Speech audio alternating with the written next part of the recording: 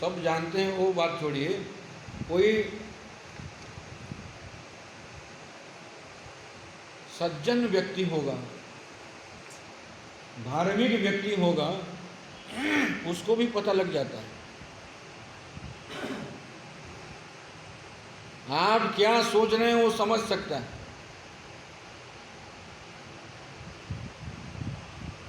एक बार एक राजा और एक सेठ थे,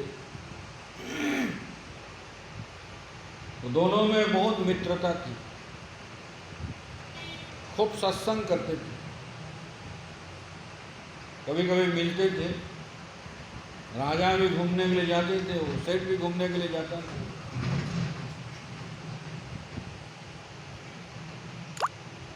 तो एक बार श्रावण महीना में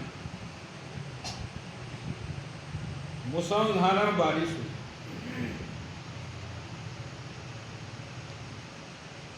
महीने तक बारिश ही होती रही। और वो जो सेठ था चंदन का व्यापार करता था, चंदन की लकड़ी सड़ गई पानी में।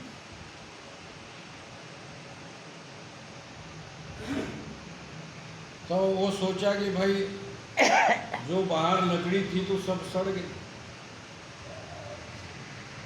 तो इस बार तो हानि ही है, लाभ नहीं मिलने वाला। क्या नहीं मिलने वाला? लाभ नहीं मिलने वाला है। तो वो सोचा मन ही मन, थोड़ा बहुत जो घर में है चंदन की लकड़ी, राजा यदि मर जाए तो ये लकड़ी काम में आ जाए। क्या सोचा? राजा यदि मर जाए। अब इनके अंदर जैसी सोच उत्पन्न हुई, जैसे आप शांत सरोवर में एक कंकड़ फेंक देंगे ना, उसके तरंगें आगे बढ़ती जाती है और तट में जाकर के पहुंचती है। तो ठीक इसी प्रकार जो आपकी सोच की जो तरंग है वो राजा तक पहुंच गई। ये नकारात्मक चिंतन किया।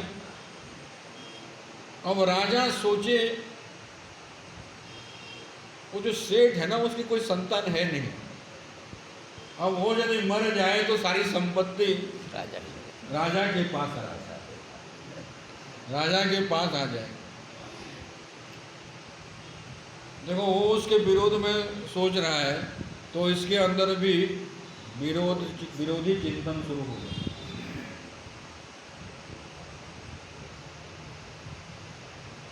लेकिन राजा सत्संगी थे, विचार किए यार सेठ तो मेरा मित्र है,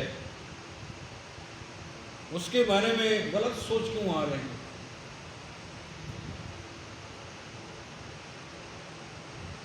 तो एक दिन दोनों मिले, तो राजा ने कहा कि अरे भाई मेरे मन में आपके प्रति खूब भाव आ रहा है, गलत चिंतन आ रहा है कि आप मर जाएं तो आपकी संपत्ति मेरी हो जाए। तो उसने कहा गलती तो महाराज गलती मेरी है, क्योंकि मेरी चंदन की लकड़ी सब सड़ रही थी, तो मैं ही सोचा कि भाई राजा यदि मर जाए तो ये लकड़ी उपयोग में आ जाएगी। सज्जन व्यक्ति भी समझ जाता है, दूसरे के अंदर यदि नकारात्मक भावना है, चाल ढाल, आपके हाव भाव, नेत्र विकार, इन सब चीजों से पता लग जाता है। तो कहते हैं यहाँ एक चित्रगुप्त है। क्या है? चित्रगुप्त। मन, बुद्धि, चित्त व अहंकार, जो अंतःकरण है उसमें एक चित्त है। चित्त में सब प्रकार के संस्कार रहते हैं। सवेरे से शाम तक हम लोग जो जो करते हैं, चिंतन करते हैं, जो जो सोचें उठती है, इन सब के संस्कार उसमें रहते हैं। और जो चित्त है